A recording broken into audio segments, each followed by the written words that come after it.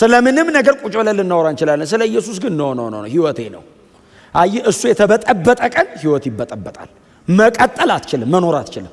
ጽድቃችን ክርስቶስ ነው፣ ቅድስናችን ክርስቶስ ነው፣ ቤዛችን ክርስቶስ ነው፣ ጥበባችን ክርስቶስ ነው። ከኢየሱስ ውጪ የምንኖርለት የምናወራውም ጉዳይ የለንም። ከእግዚአብሔር ሳይድ አድርገ ማንም የፈለገው ሊያረግ ይችላል። አትታለሉ። ምናልባት ነገሩ የሚጠይቀው ጉልበትና ገንዘብን ሳይሆን ህይወትን ሊሆን ይችላል። እውነቴን ነው የምነግራችሁ። አካሄዳችሁን፣ አቋማችሁን፣ የምትኖሩለትን ጉዳይ በጣም ወስኑ። ዲተርሚን የሆነ ክርስቲያኑ ነው። ዛሬ ምንም ልትሆን ትችላለህ። ነገስ በእግዚአብሔር ፊት በጣም ዋጋ የከፈልክለት ነገር ስትደርስበት ይሰለቻል፣ ያደክማል። ለዚህ ነው ይሄን ሁሉ ዋጋ የከፈልኩት፣ እንደዚህ የደከመኝ፣ እንቅልፌን ያጣሁት ትላለህ። ሌላ ነገር ባረግበት ኖሮ ያስብልሃል። ወንጌል ከሆነስ ብሞት ያዋጣኛል። ያመናችሁትን ጉዳይ እስከ መጨረሻ ያዙ ወዳጆቼ። የመጣ ነገር በሙሉ ይዞን አይሂድ። የቀረበልን ነገር በሙሉ አይጎትተን። ምንም ነገር ሊቀርብል ይችላል። ወንጌሉን ዞር አድርገውና የተቀበልከውን የኔን ተወውና ዝም ብለህ አጉል እንደው ክርስቶስ ኢየሱስ ምናምን ከምትል ናና በኋላ ደግሞ ታገኘዋለህ። ችግር የለውም። ኖ የሚቀርብ ነገር ከዘላለም ሕይወት አይበልጥም። የሚተካል ነገር ከእግዚአብሔር አይበስም። የተቀበላችሁትን ነገር የሚያስከፍላችሁን ያስከፍላችሁ እስከ መጨረሻ ድረስ ጥርሳችንን ነክሰን እንሄዳለን። ከኛ ጽናት የተነሳ እግዚአብሔር ምድሪቱን ይባርካል። እናንተ በጽድቅ ከጨከናችሁ ምድሪቱ ትባረካለች። የአንድ ቀን ጾም ጸሎት ታውጆ አንድ ቀን ሙሉ ተጾመ ተጸለየ ተባለ። ምንድነው ጉዳዩ ሲባል እግዚአብሔርና ንጉሥን የሰደበ ሰው አለ እና እርግማን ላያችን ላይ እንዳያመጣብን ንስሐ እንግባ። የዘላለም ሕይወት የተገኘበት መልእክት እጃችን ላይ አለ። ኢየሱስ ክርስቶስ መስቀል ላይ ሞቶ የሰጠኛል። ይሄንን የሚያክል የከበረ ነገር ሰው እንዴት በገንዘብ ይቀይራል?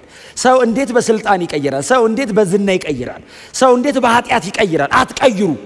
ምን እንደሰራ ታውቃለህ? ቀንድ በብረት ሰራ ይላል። አንተ ሰው የስተት ትንቢት ለመናገር ቀንድ ቤቱ ገብቶ ሲቀጠቅጥ አድሮ ቀንድ ሰርቶ መጥቶ ጠላቶችን እንዲትወጋለ ብሎታል። ባይዘዌ ውጊያ ውስጥ ገብቶ አይደለም የሞተው ሰውየው። ገና ጦርነቱ ሳይጀመር በጠላት ወገን ያለ አንድ ሰው ፍላጻውን ሲሞክር እግዚአብሔር እኮ አይጣላ። ስማ ፕላን አድርጎ እንደዚህ ንጉሱ ነው ምና ብሎ መሰለ እንዴ ሲሞክር፣ ዝም ብሎ እንዲህ ሲሞክር ይላል አመለጠችው ይላል። ፍላጻው እንዲህ ሲያረግ ጦራለች። አካብ ደረቱ ውስጥ ተቀረቀረች ይላል። ኤልያስን ለማስገደል ምዕራፍ 19 መልእክተኛ ልካ ኤልያስ ብቻዬን ቀረው ብቻ እኮ አይደለም ያለው፣ አያሌ ነቢያት ተገደሉ አለ። ሲገደሉ አይቻለው ነበርኩ አለ ኤልያስ። አሳርደዋል፣ እኔ ነኝ የቀረሁት፣ የኔንም ነፍስ ይፈልጉታል አለ። እንደዚህ አይነት ሴት ናት ባይዘው እግዚአብሔር ተሰደበ የምትለው። እግዚአብሔር የሚልህን በላይ ማለት እኮ ልክ እንዳልሆነ እያወቀ ነው የሚያደርገው ማለት ነው። ሰውየው ልክ አይደለውም። እንዴት ከ400 ጋር አንድ ላይ ወጣ ትለኛለህ ሲለው፣ እንግዲያው የእግዚአብሔርን ድምፅ ልንገርህ አለው። ታዲያ ሲለው እንዳትወጣ ይልሃል እግዚአብሔር፣ ከወጣ ትሞታለህ አይደለም ያለው። እስራኤል መሪ እንደሌለው መንጋ በተራራ ላይ ተበትኖ ያዋሉ አለ። ከአገረ ገዢዎች መካከል አንዱን ጠራውና ድል አድርጌ እስከመጣ ድረስ ቁራሽ እንጀራ ብቻ እየሰጠ እስር ቤት አቆየልኝ፣ ተመልሼ ስመጣ ፈርድበታለሁ ሲለው፣ ሚክያስ እንደዚህ ያለው፣ በእውኑ አንተ በሕይወት ከተመለስክ እግዚአብሔር በእኔ አልተናገረም አለው።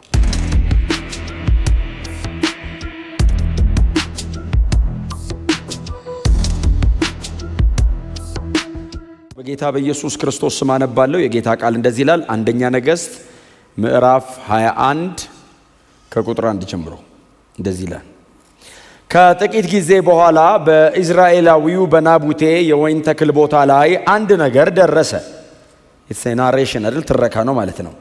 ቦታውም በኢዝራኤል ውስጥ ከሰማሪያ ንጉሥ ከአክዓብ ቤተ መንግሥት አጠገብ ነበር።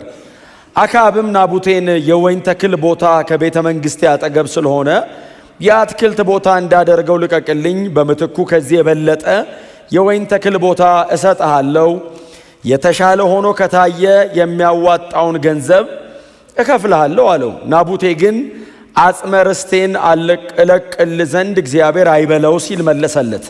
እስራኤላዊው ናቡቴ አጽመ ርስቴን አልለቅም ስላለው አክዓብ ተበሳጭቶና ተቆጥቶ ወደ ቤቱ ገባ። አክሩፎም በአልጋ ላይ ተኛ፣ ምግብም መብላት ተወ። ሚስቱ ኤልዛቤልም ወደ እርሱ ገብታ እስከዚህ የተበሳጨው ምግብስ የማትበላው ለምንድን ነው ብላ ጠየቀችው። እርሱም ኢዝራኤላዊው ናቡቴን የወይን ተክል ቦታን ሽጥልኝ፣ ከፈለክም በምትኩ ሌላ የወይን ቦታ እሰጥሃለሁ አልኩት። እርሱ ግን የወይን ተክል ቦታዬን አልለቅልህም ስላለኝ ነው አላት። ጌታ የተባረከ ይሁን። የአንደኛ ነገሥት ምዕራፍ 21 ላይ ያለ የጌታ ቃል ክፍል ነው ያነበብነው። አንደኛ ነገሥት ምዕራፍ 21 ላይ ከቁጥር 1 ጀምሮ ያለ ክፍል ያነበብነው። በእርግጥ ምዕራፍ 21 ሙሉን ምዕራፍ የያዘ በመካከል ጣልቃ የገባ አይነት ታሪክ ነው። ይሄ መጽሐፍ እንግዲህ ሁላችን እንዳወጣ ነው ስለውም እንደሰማችሁት የነገስታትን ታሪክ የተሸከመ መጽሐፍ ነው። አንደኛና ሁለተኛ ነገስት ብለን ነው የምንጠራውና የእስራኤል ነገስታት ታሪክ በጣም በስፋት የሚወሳበት አይነት መጽሐፍ ነውና ራሱን የቻለ በጣም ሰፊ ትረካን የያዘ መጽሐፍ ነው። ከሳሙኤል መጽሐፍ ተነስተን ወይንም ከዳዊት ዘመነ መንግስት ማብቂያ እስከ ባቢሎን ምርኮ ድረስ ያለውን ረጅም 100 ዓመታትን የገጠመ ድልድይ ነው ማለት ነው ይሄ መጽሐፍ። የዳዊት ዘመነ መንግስት ማብቂያ ከዛ ደግሞ ባቢሎናውያን መጥተው ይሁዳን እስከማረኩበት እስከዚያ ድረስ ያለውን የሚሸፍን ሁለት የነገስታቱን ታሪክ የተሸከመ መጽሐፍ ነው። ብዙ ጊዜ በዚህ ቦታም ሳነሳ እንደማነሳው የብሉይ ኪዳን መጽሐፍት ነው ብዙ ጊዜ እሁድ የምናነሳቸው። አንደኛና ሁለተኛ እያሉ በብሉይ ኪዳን መጽሐፍ ላይ የተቀመጡልን መጽሐፎች አንዳንድ መጽሐፍ ናቸው። ከ285 ነው ኤሌክሴክስ የሚባለው ከዕብራይስጥ ወደ ግሪክ በተተረጎመው ትርጉም ላይ ነው። አንደኛና ሁለተኛ እያደረጉ ያስቀመጧቸው እንጂ መጽሐፎቹ በዕብራውያኑ መጽሐፍት ላይ አንድ ናቸው፣ ወጥ ናቸው። ስለዚህ ሁለቱን መጽሐፎች አንድ አድርገናቸው ከቀጠልን 39 የምንለው መጽሐፍ 24 ይሆናል ማለት ነው። ስለዚህ የዕብራይስጡ 24 ነው፣ የእናንተ ደግሞ 39 ነው ካሏቸው አንደኛና ሁለተኛ ተብለው ስለተከፈሉ እንጂ የመጽሐፍም የታሪክም የጥቅስም የቁጥርም ልዩነት ምንም የለውም። እግዚአብሔር ይመስገን። እና ይሄንን መጽሐፍ አንደኛ ነገሥት እና ሁለተኛ ነገሥትን የጻፈልን ሰው እዝራ እንደሆነ ይታመናል። 562 ዓመተ ዓለም ገደማ አካባቢ 562 ዓመተ ዓለም ገደማ አካባቢ እዝራ ከባቢሎን ምርኮ ወደ ኢየሩሳሌም ከተመለሰ በኋላ ከጻፋቸው መጽሐፍቶች መካከል አንዱ ይሄ መጽሐፍ ነው። ልክ እንደዚህ ሁሉ አንደኛና ሁለተኛ ዜናን እዝራና ነህምያንም ጨምሮ የጻፈ ሰው ነው። ስለዚህ ይሄ መጽሐፍ 562 ዓመተ ዓለም ገደማ በብሉይ ኪዳን በጸሐፊው እዝራ ጸሐፊው ነው ተብሎ ባይዘው የሚታወቀው ራሱና በጸሐፊው እዝራ እጅ እንደተጻፈ ይታመናል። ሰውየው የብሉይ ኪዳን መጽሐፍ ጸሐፊና የመጽሐፍቶች ደግሞ አራሚ ብለው እንዴት እንደሆነ አላቅም እንጂ የመጽሐፍት አራሚም ልትሉ ትችላላችሁ። በጣም አስደናቂ ዕውቀት ያለው ምናልባት አዲስ ኪዳናችን ላይ እንደዚህ አይነት ሰው የምታገኙ ጳውሎስ ነው። የብሉይ ኪዳን እዝራ የአዲስ ኪዳናችን ጳውሎስ አይነት ነው።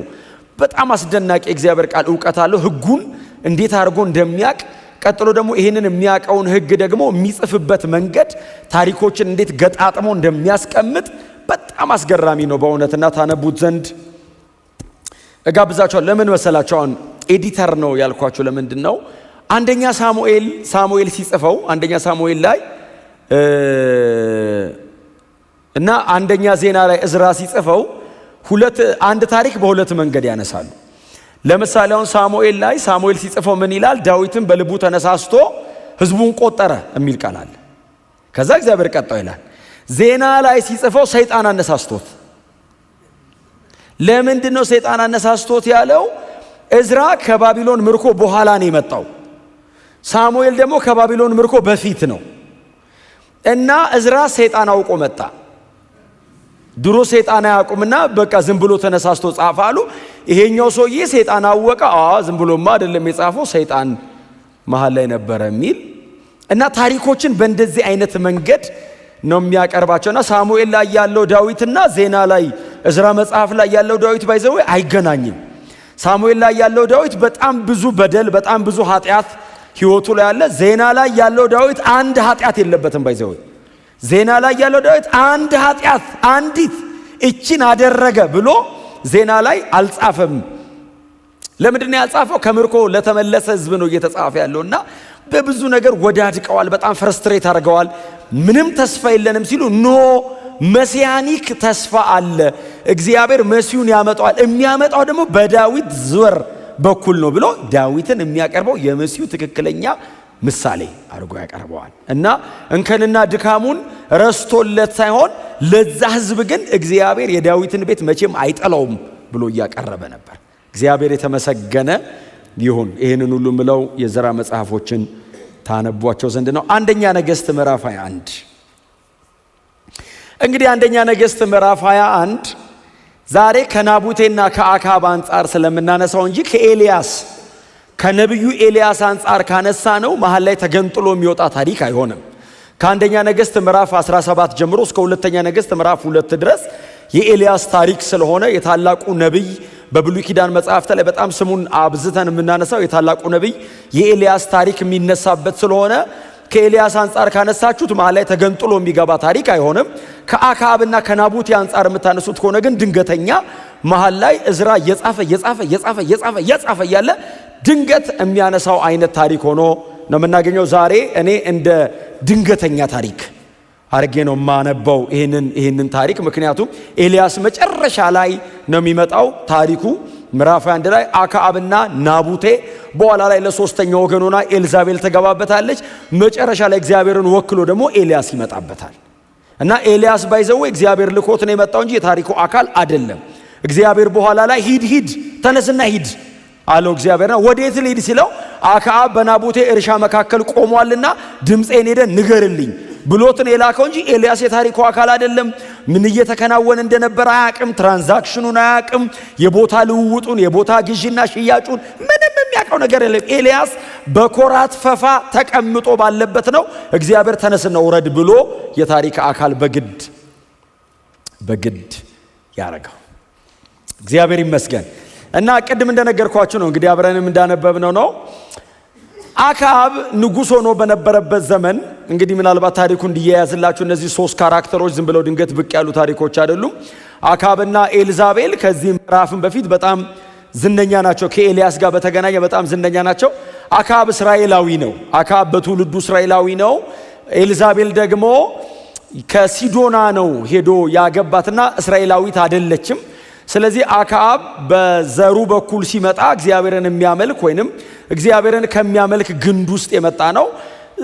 ኤልዛቤል ደግሞ እግዚአብሔርን ከማያውቀው በሲዶና ካለ በዓልን ከሚያመልክ ጣዖታትን ከሚከተል ቤተሰብ አካባቢ የመጣች አይነት ሰው ናትና ሄዶ ኤልዛቤልን አገባ ይላል። ይዟት መጣ።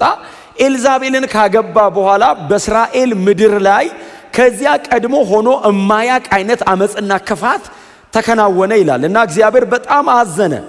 እንደውም መጽሐፍ ቅዱስ ሲነግረን አካብ ይሰራ የነበረውን በደልና ኃጢአት ከሱ በፊት የነበረው ኢዮርብዓም የሚባል ቀድሞ ነው። ከሱ ኢሚዲየት ከሱ በፊት ቀድሞ የዳዊት ዘመነ መንግስት ወደ ሰለሞን ከወረደ በኋላ የሰለሞን ዘመነ መንግስት ይከፈል በአንደኛው በኩል ያለውን ሮብዓም ሲይዘው በዚህ በኩል ያለውን ኢዮርብዓም ያዘና ኢዮርብዓም በጣም ኃጢአትን ሰራ። ስለ አካብ ሲናገር የኢዮርብዓም ኃጢአት በፊቱ ምንም እንዳደለ ቆጠረው ይላል። የሚገርማችሁ እኮ ኢዮርብዓምን እግዚአብሔር ሲያስቀምጠው ኃጢአት እከሌ ሰራ ካለ በኢዮርብዓም መንገድ ሄደ ነው የሚለው። ጽድቅን ሰው አደረገ ካለ በዳዊት መንገድ ሄደ ነው የሚለው። የኃጢአት ስታንዳርድ ነው ባይዘው ኢዮርብዓም ዝም ብሎ ኃጢአት የሚሰራ ሳይሆን የኃጢአት ስታንዳርድ ነው። ያንን የሚያክል የኃጢአት ስታንዳርድ ሰውዬ የሚያስንቀው ሆነ ይልና የኢዮርብዓም ኃጢአት በፊቱ እንደው ምንም እንዳልመሰለው ቆጠረ ይላል። በጣም ብዙ ኃጢአት ተደረገ። እግዚአብሔር ከሚመለክ ይልቅ በዓል ተመለከ። የእግዚአብሔር መሰዊያዎች ከየቦታው ፈረሱ። የበዓል መሰዊያ ብቻ በየቦታው ላይ መቆም ጀመረ። አምላክ እግዚአብሔር ያህዌ ከእስራኤል ልብ ላይ ተጠርጎ እንዲወጣ ባዕዳን ጣዖታት ደግሞ በእስራኤል ልብ ላይ እንዲተከሉ አካብ አደረገ። ድንገት አይደለም አካብ ያደረገው፣ ኢንቴንሽናሊ ነው አካብ ይህንን ያደረገው። ስለዚህ እግዚአብሔር በጣም ብዙ ጊዜ በኤልያስ በኩል አካብን ይገስጸው እንዲመለስም ብዙ ጊዜ ይናገረው ነበር። ዛሬ ደግሞ አንድ ታሪክ ተከናወነና ምንም ታሪክ ውስጥ አካብ ካለ ይሁት እንግዲህ እና ቤተ መንግስቱ አጠገብ አካብ ቤተ መንግስት አጠገብ አንድ የወይን ተክል ያለው ናቡቴ የሚባል እንግዲህ መጽሐፉ እንደሚነግረን የወይን ተክል የወይን እርሻ ያለው አንድ ግለሰብ ነው። ናቡቴ ቁጭ ብሏል እና አካብ መጣና ናቡቴን ጠራው።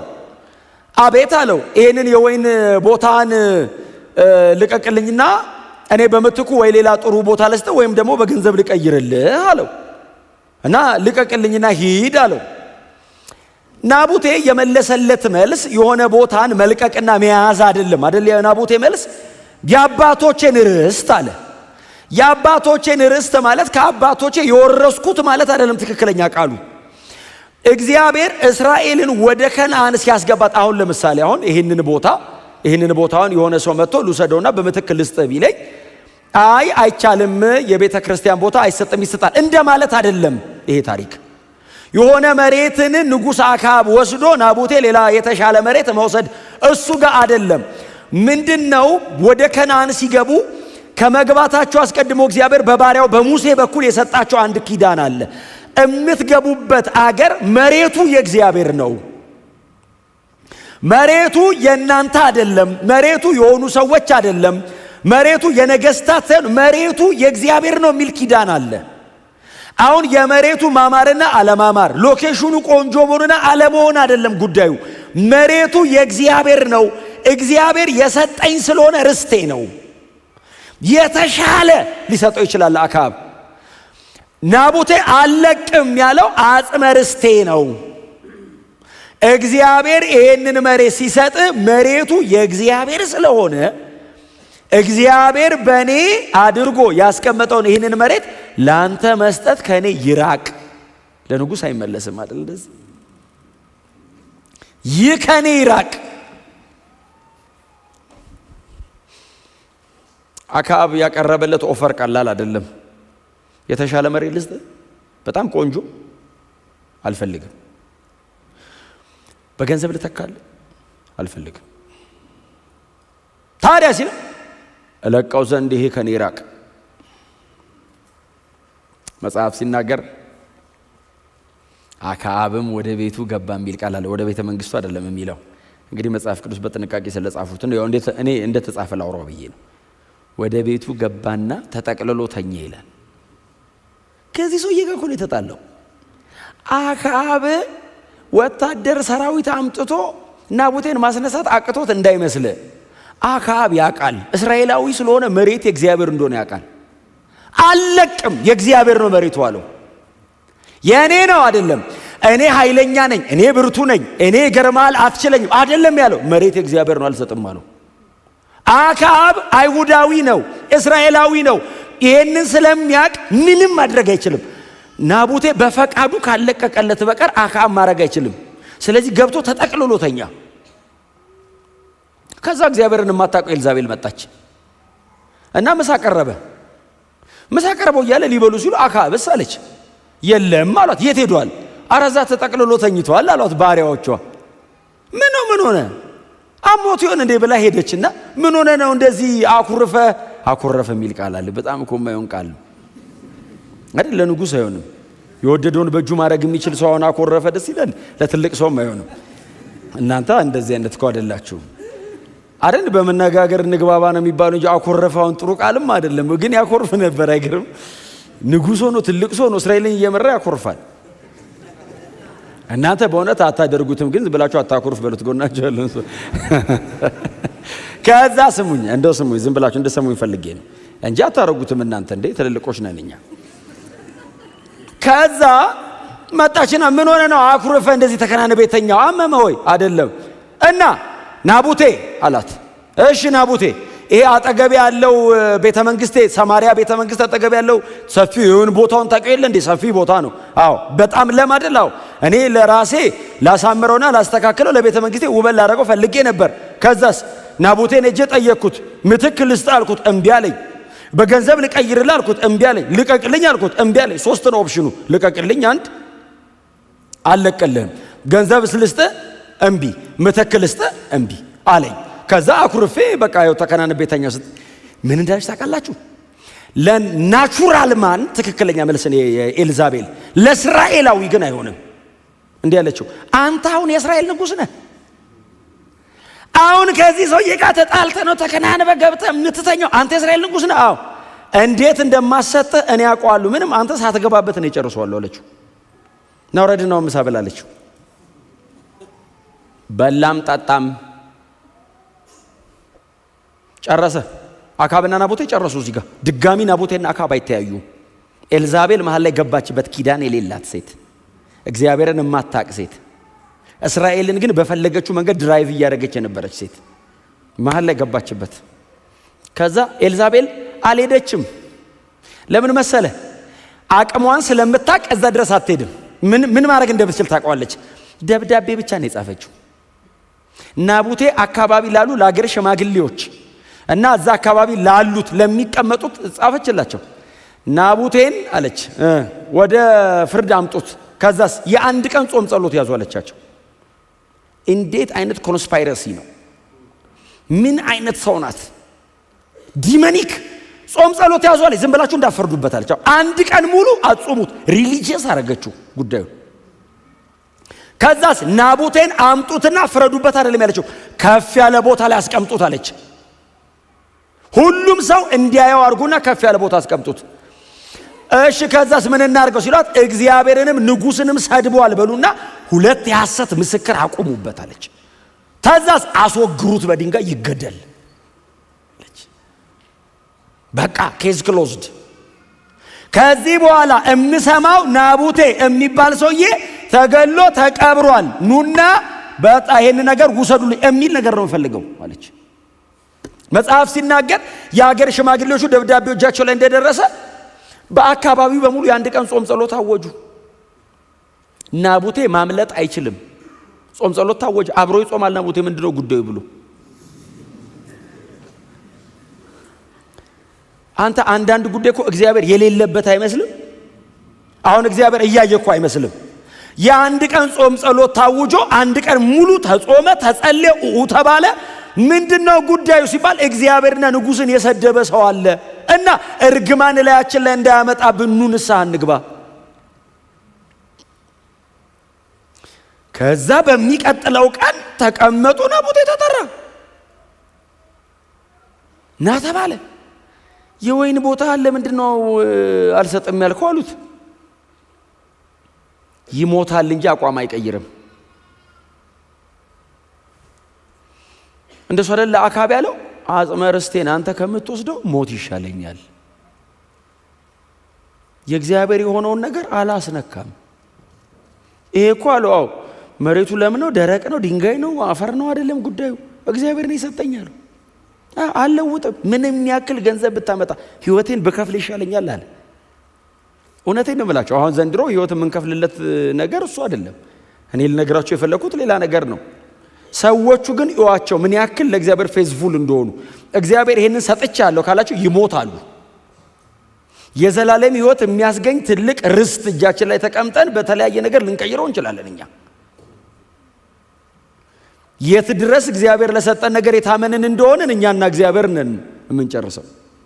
ናቡቴ ግን ይዩት የተሻለ ኖ የበል ኖ። ከዛ ቆሙት። ናቡቴ ቆመ ከፍ ያለ ቦታ ላይ። ሊፈርዱበት ቁጭ አሉ። 2 የሐሰት ምስክር። እግዚአብሔር ያሳየህ አንተ የታሪኩ ባለቤት ሆነ ያልከውን እያወክ 2 የሐሰት ምስክር ቆሞ አይተናል ሰምተናል አሉ። ምን እግዚአብሔርን ሰደበ አሉ። ያህዌን እግዚአብሔርን ሰደበ ብላ ያጻፈችው በዓልን የምታመልክ ሴት ናት። እግዚአብሔር እንዳይመለክ ስሙን አንደኛ ነገሥት ምዕራፍ 18 እና 19 እናንተ አንብቡት። በተለይ ምዕራፍ 18 450 ትዝ ይላችኋል። የበዓል ነቢያት ከኤልዛቤል ገበታ ይበሉ ነበር ይላል። 450 እኮ ኤልያስ ስላሳረዳቸው ነው የምናውቀው። ተጨማሪ 400 የአጸድ ነቢያት አሉ። አንድ የእግዚአብሔር ነብይ የለም። አትፈልግም። ኤልያስ ያንን ነገር ሲያደርግ ሰማችና 400 ነቢያቶቹን ሲያሳርድ እንዴት አሳረደ ብላ ጠየቀች። እሳት ይውረድ ብለው እነሱ ለመኑ፣ የሚያወርድ ጠፋ አሏት። ያንቺ አምላክ በዓል አላወርድ አለ፣ የኤልያስ አምላክ እሳት አወረደ አሏት። አንተ ኮንቪንስ አትደረግም። እና የኤልያስ አምላክ እሳት ሲያወርድ ያንቺን ነቢያት ወስዶ አሳረዳቸው ሲሏት ነገ አንተን እንደዚህ ባላሳርድህ አለችው። ኮንቪንስ አይደረግም ልቧ። ታውቃለህ እግዚአብሔር መለሰ ብላ በጌታ አትሆንም። አይ የእግዚአብሔር አይደለችም። ኤልያስን ለማስገደል ምዕራፍ 19 መልእክተኛ ልካ ኤልያስ ብቻዬን ቀረው ብቻ እኮ አይደለም ያለው፣ አያሌ ነቢያት ተገደሉ አለ። ሲገደሉ አይቻለው ነበርኳል። ኤልያስ አሳርደዋል፣ እኔ ነኝ የቀረሁት፣ የኔንም ነፍስ ይፈልጉታል አለ። እንደዚህ አይነት ሴት ናት ባይዘው እግዚአብሔር ተሰደበ የምትለው ኮንስፓይሬሲ።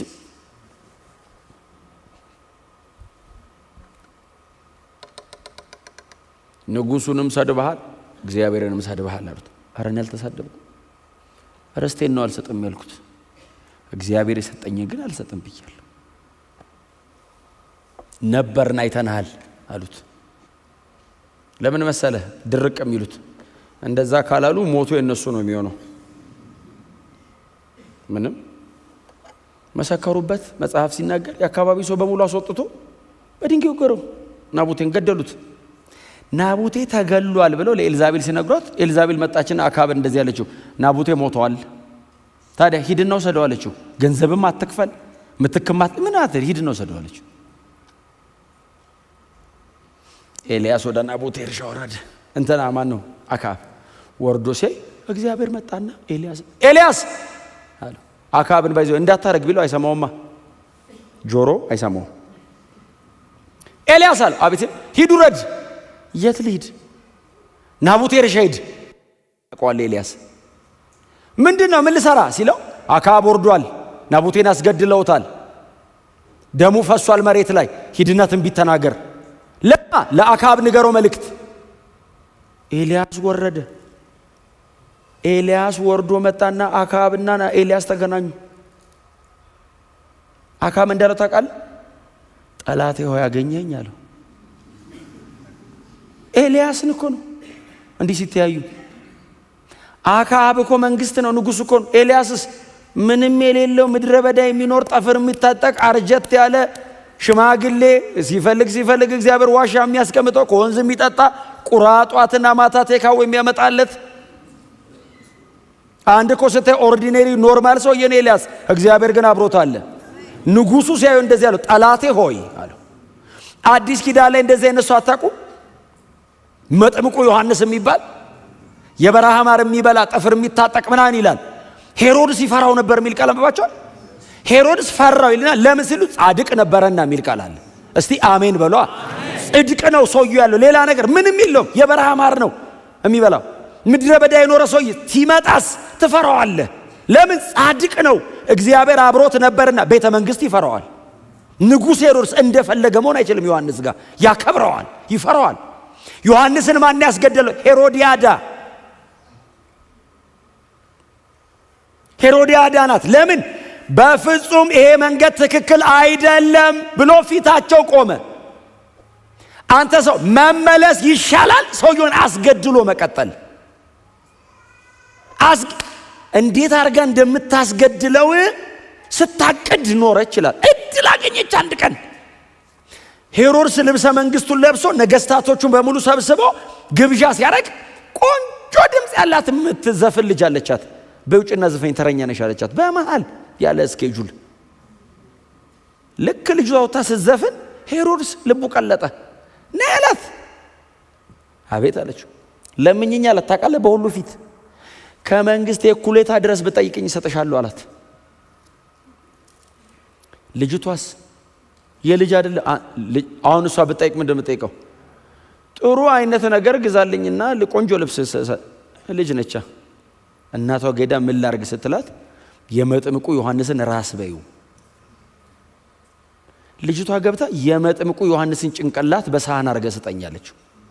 መጽሐፍ እንደዚህ ይላል፣ አዘነ ተከዘ ይልና በነገስታቱ ሁሉ ፊት ቃል ስለገባ ቃሉን ማጠፍ አልቻለም። እያዘነ እግዚአብሔር ዮሐንስ እንዳይገደል አይደለም ያደረገው። ናቡቴ ከተገደለ በኋላ ኤልያስ እንደተላከ ዮሐንስ ከሞተ በኋላ ኢየሱስ መጣ። ወዲያው ኢየሱስ መጣና ቆመ። ምን ልታዩ መጣችሁ አለ የተሰበሰበውን ህዝብ። ሐር የለበሰ ሰው ነው፣ ነብይ ነው፣ ከነብይም የሚበልጥ አለ። ማን ነው ሲሉት ከሴት ከተወለዱት መካከል ዮሐንስን የሚያክል የለም አለ። ዘጋው። ራይቸስ ሆኖ አቋም ሳይቀይር ነው የሞተው። ናቡቴ የያዘውን አለቅም ብሎ ነው የሞተው። ምንድነው የምትኖሩለትና የምትሞቱለት ጉዳያችሁ እናንተ እጅ ላይ። ስለነጋ ብቻ መኖር መቀጠል የለባችሁም። እግዚአብሔር በዘላለም መንግስት ሊሸልመኝም ሊጠይቀኝም ይገባል። የሰጠኝ ነገር አለ። ለናቡቴ እግዚአብሔር ሰጥቶታል። አዎ ርስቱ የናቡቴ ብቻ ቢሆን እግዚአብሔር አይመጣም፣ የእግዚአብሔርም ነው። ስለዚህ ኤልያስ ሄደ፣ ተነስቶ ሄደ። ስለ አገር የሚናገር ሰው ስለ ግለሰብ ሊያወራ ሄደ። ጠላቴ ሆይ አገኘኝ ሲለው እኔ አይደለሁም ጠላት አለው። እጅግ ክፉ የሆነውን የአመጽ መንገድ መርጠሃልና አለው። ሁሌ አጌነስት የምትቆመው ከእግዚአብሔር ጋር ነው አለው። እግዚአብሔር ነው የመጣብህ አለው። እንግዲያው ስማ አለው የእግዚአብሔርን ድምፅ። ናቡቴ እርሻ ላይ አቁሞ ኤልያስ እንደዚህ ብሎ ተናገረ።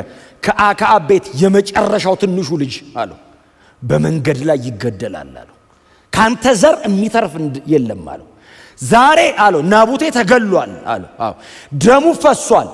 የናቡቴን ደም የላሱት ውሾች ያንተን የአክዓብን ደግሞ የኤልዛቤልን የልጆቻችሁን ደም በሙሉ ይልሱታል አለው። አይሆንም አለው። ለምን መሰለ? እግዚአብሔር ጀስት ነው። አየ ያልዘራው አይበቅልም፣ የዘራው ግን አይቀርም። you have to be በጣም ሲሪየስ መሆን አለባችሁ። እውነቴን ነው የምነግራችሁ። አካሄዳችሁን፣ አቋማችሁን፣ የምትኖሩለትን ጉዳይ በጣም ወስኑ። ዲተርሚን የሆነ ክርስቲያኑ ነው። ዛሬ ምንም ልትሆን ትችላለህ። ነገስ በእግዚአብሔር ፊት ነጩ ዙፋን እኮ አለ። እግዚአብሔር ፊት እኮ ቆማለሁ ነገ። አውቃለሁ ቀላል እንዳልሆነ እየነገርኳቸው ያለሁት ነገር ግን ህይወት ነው። መኖር አለብን እንደዚህ። እግዚአብሔር መጥቶ ተናገረ። ረጅም ዘመን ሄደ መሰላችሁ? ይኸው ምዕራፍ 22 ላይ አክዓብ ሞተ። ምዕራፍ 22 ምዕራፍ 21 ላይ ኤልያስ ተናገረ።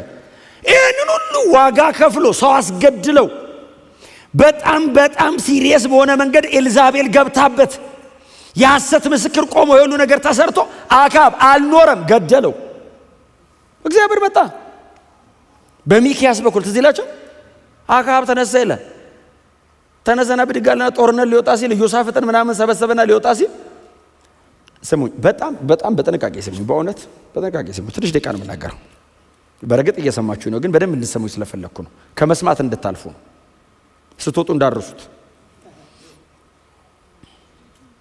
ወጣ። ከዛ 400 ነው የሚል። እኔ 400 ብዙ ነው እዚህ ክፍል ላይ ከየት እንደሚመጣ ለቀም 400 ነብይ 400 ተሰብስበው አክዓብን ውጣ እግዚአብሔር ካንተ ጋር ነው አሉት። ስማ ኢዮሳፍጥ የእግዚአብሔር ሰው ነው ይላል መጽሐፍ። ጸጥ ብሎ ሰማና እንደዚህ ያለው አክዓብን። አክዓብ አለው አቤት አለው። ከመውጣታችን በፊት እንደው ከመውጣታችን በፊት አለው እሺ አንድ የቀረ ነብይ ካለ እስቲ ይጠራልኝ አለው። እና እሱ ይምጣና ውጡ ካለ አው በእውነት 401ኛው ውጡ ካለ እወጣለሁ አለው።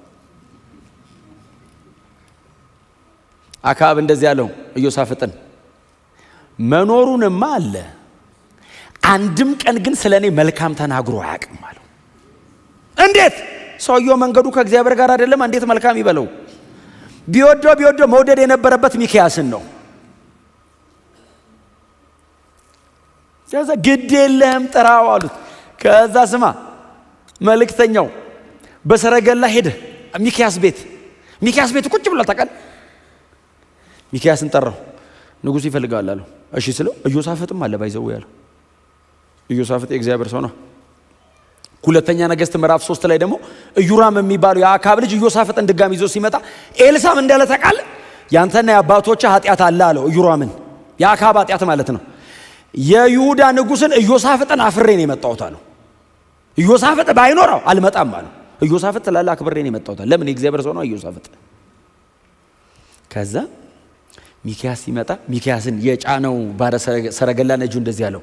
ይኸውልህ አለው። እሺ አለው። 400ን በሙሉ ንጉሥ አክዓብን ይሳካልሃል፣ ውጣ፣ በጦርነቱ ድል ታረጋለህ ብለውታል አለው። እሺ አለው። አንተም ቃል ከነሱ እንዳይለይ አለው። አንተ ነግሮ ሊያስብለው ማለት ነው አላሉ። እንደዚህ አይነት ነገር ድሮ ነው የጀመረው። ስሙን ዘንድሮ ቢሆን እንዳይገርማችሁ የዛሬ 2800 ዓመት የተደረገ ነገር አሁን ዛሬ ሲሆን ምን ይደንቃችኋል? እናንተ ራሱ አዲስ የምትሆኑት። ከዛ ስሙኝ፣ እኔ ሐሳቤ እሱ ጋር አይደለም፣ አትቆዩ እሱ ጋር አለፉ። ምን ድንገት የተናገርኩትን የምትይዙት። ከዛ ስሙኝ ቆይ እየሄዱ ያለ ሲለው ሚክያስ ምን እንዳለው ታውቃለህ? ብቻ እግዚአብሔር ይናገረኝ እንጂ ቃል አይለይም። ብቻ ግን ካላለኝም አልልም አለው። ስለ እግዚአብሔር ለመነው። አንተ ምን ሆነሃል አለው። አንተ 400 ብለው ሁሌ ተቃዋሚ የምትሆነው አንዳንድ ቀንም ተስተካከል እንጂ ምናምን ብሎት እሺ አለ።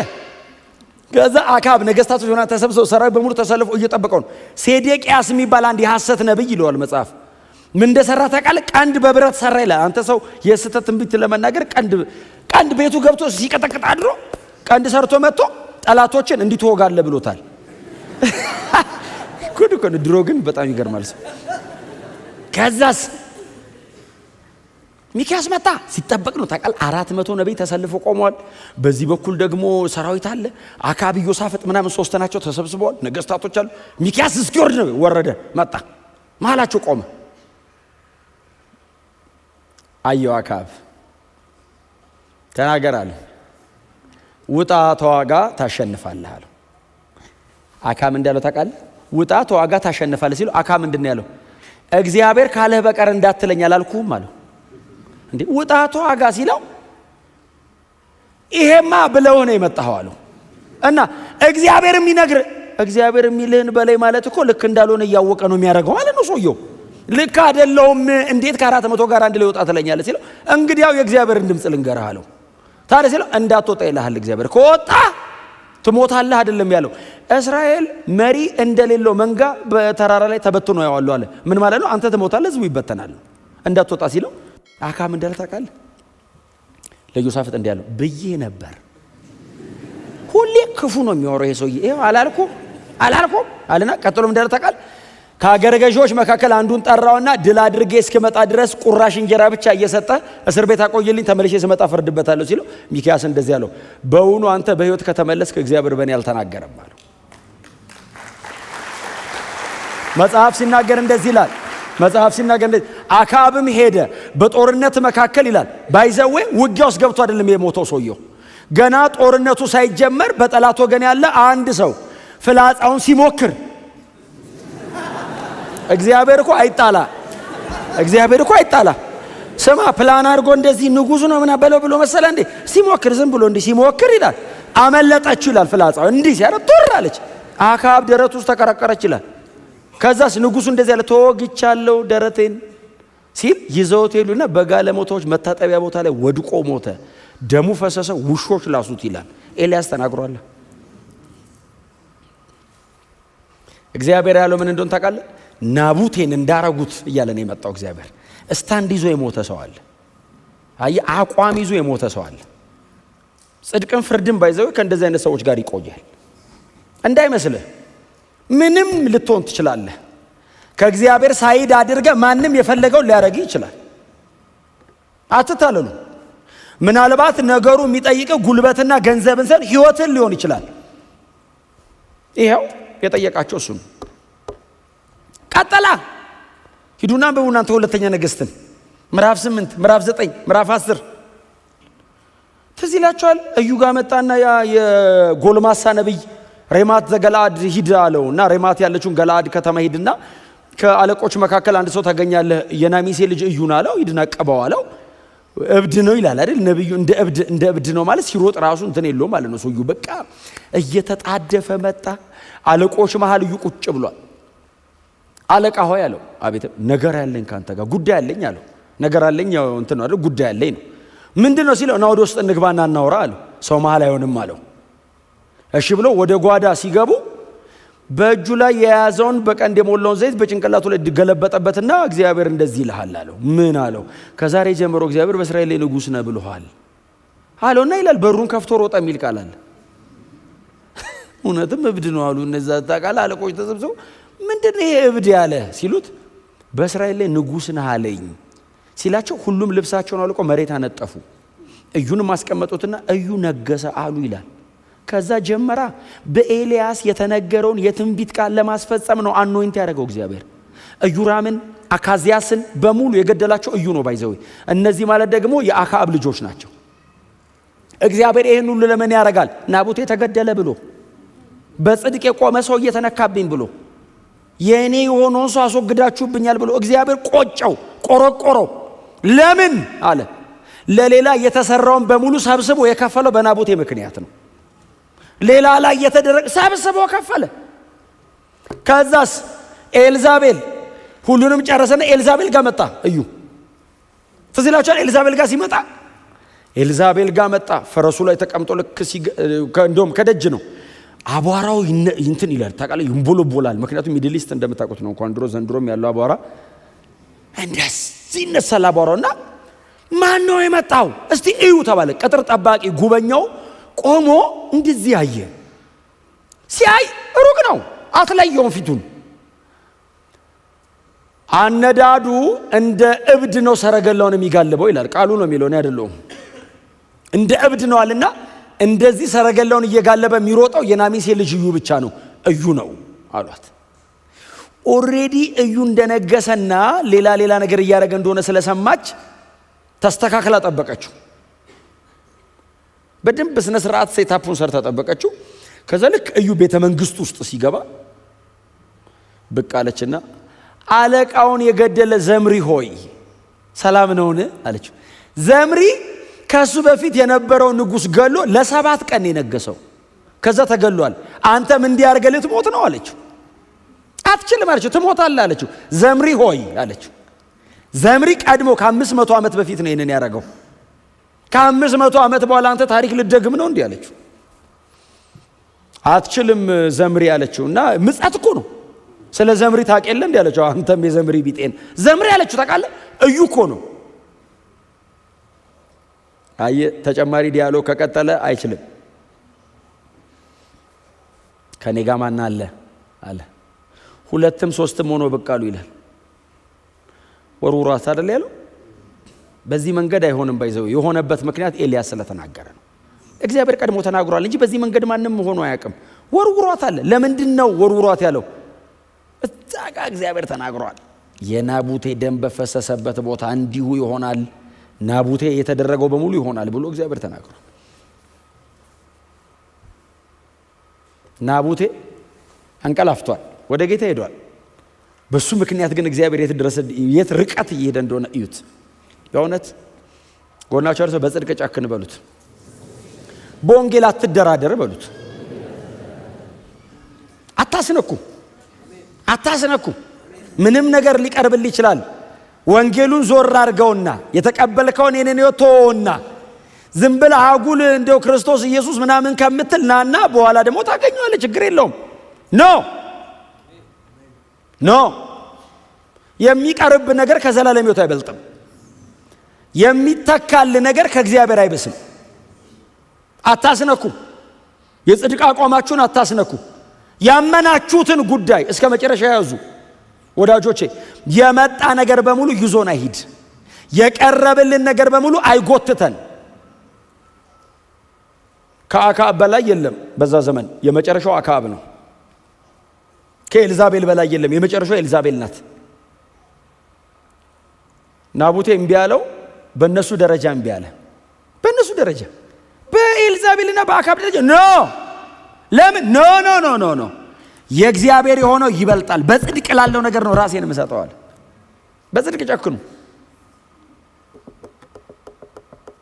ምናልባት አክዓብን የተፈታተነው አይነት ፈተና ላይሆን ይችላል እኛ ጋር የሚቀርበው ምናልባት በጣም ማይነር ነገር ሊሆን ይችላል። በዚህ ደረጃ ላይ መጣ ይችላል። እኛ ጋር በጣም ማይነር ሊሆን ይችላል ከና አክዓብ አንፃር። ግን እኛን ደግሞ በግል ፐርሰናሊ ደግሞ የሚፈታተነ ሊሆን ይችላል።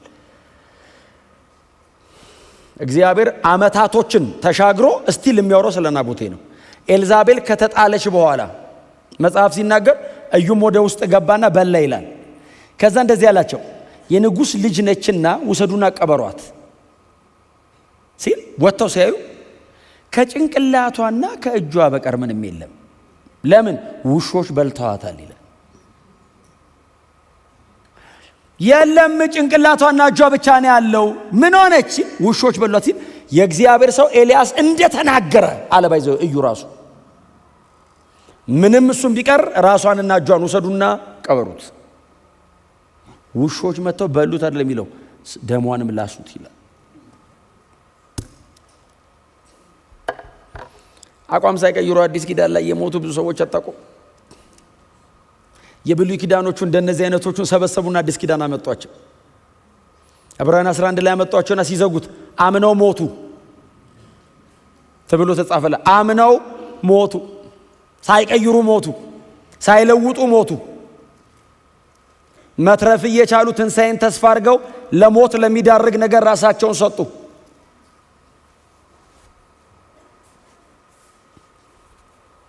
ቦታውን መግዛትና መሸጡ አይደለም ባይዘው የእግዚአብሔር ቢዝነስ። አሁን ቦታውን ሸጠው ገንዘብ አይደለም። እኔ እያወራ ያለሁት ስለ መሬት አይደለም። አሁን እዚህ ስላለው ላንድ ምናምን አይደለም እያወራ ያለሁት። እኔ እያወራ መንፈሳዊ ጉዳይ ላይ ነው። እግዚአብሔር ርስት አድርጎ የሰጠህ ነገር አለ፣ አታስነካ። የዘላለም ሕይወት የተገኘበት መልእክት እጃችን ላይ አለ። ኢየሱስ ክርስቶስ መስቀል ላይ ሞቶ የሰጠኛል። ይሄንን የሚያክል የከበረ ነገር ሰው እንዴት በገንዘብ ይቀይራል? ሰው እንዴት በስልጣን ይቀይራል? ሰው እንዴት በዝና ይቀይራል? ሰው እንዴት በኃጢአት ይቀይራል? አትቀይሩ። የተቀበላችሁትን ነገር የሚያስከፍላችሁን ያስከፍላችሁ። እስከ መጨረሻ ድረስ ጥርሳችንን ነክሰን እንሄዳለን። ከኛ ጽናት የተነሳ እግዚአብሔር ምድሪቱን ይባርካል። እናንተ በጽድቅ ከጨከናችሁ ምድሪቱ ትባረካለች። ኖ ካላችሁ፣ እምቢ ካላችሁ፣ ይሄው የናቡቴን እኮ ተከትሎ እግዚአብሔር እኮ እየባረከ ቀጠለ። ናቡቴን በጽድቁ አቋም በኩል ሳይድ ያላረጉትን እየቀጣ ቀጠለ። የተቀጡትን ብቻ ስላነሳው ነው ዛሬ እንጂ በናቡቴ ሳይድ ደግሞ ሄዳችሁ ብታዩ እግዚአብሔር አስመለሰለት። ባይዞ እርሻውን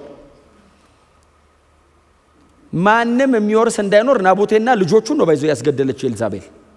አሁን ይሄ አንደኛ ነገሥት 21 ላይ ናቡቴን ነው የሚለው እንጂ ከዛ በኋላ ሁለተኛ ነገሥት ላይ ባይዞ እዩ ሲናገር ናቡቴንና ልጆቹን አስገድላለችና ነው የሚለው። ፋሚሊውን ያስገደለችው ለምን? ወራሽ እንዳይመጣ ነገ ከነጎዲያ ደግሞ መጥተው እንዳይወስዱ ብላ ልጆቹንም እግዚአብሔር መጣ። ልጆቹ ቢኖሩ ይሻል ነበረ እግዚአብሔር ከሚመጣባቸው። እግዚአብሔር መጣ፣ ጥርግርግ አረገው አካብንና ቤቱ። በጽድቅ ጨክኑ። ለናንተ አቋም፣ ለናንተ የህይወት ስታንድ እግዚአብሔር አብሯችሁ ይቆማል። በቃ ሌላ የለም። ሌላ የምሞትለት ጉዳይ የለኝም እኔ ከወንጌል ውጭ።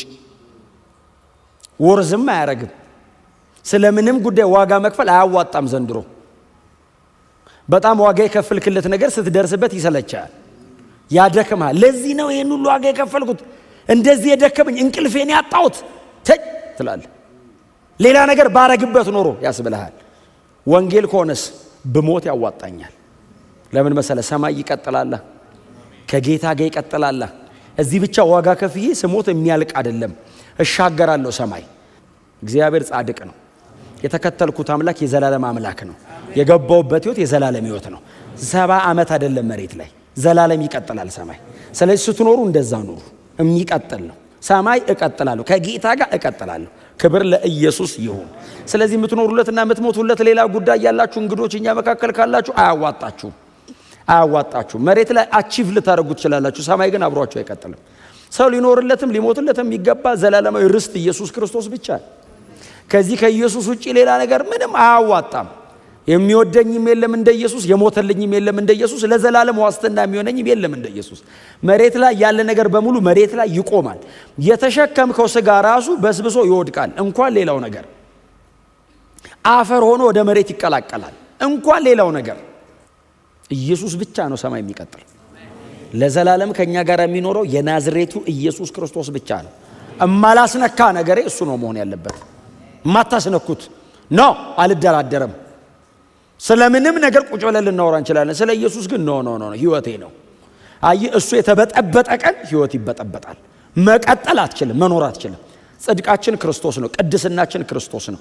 ቤዛችን ክርስቶስ ነው። ጥበባችን ክርስቶስ ነው። ከኢየሱስ ውጪ የምንኖርለት የምናወራውም ጉዳይ የለንም። ስለዚህ ጌታ ያላችሁ ሰዎች ጠብቁ። የሌላችሁ ሰዎች ዛሬ በእውነት ወደዚህ ጌታ እንድትመጡ በጣም በጌታ ፍቅር ልጋብዛችሁ።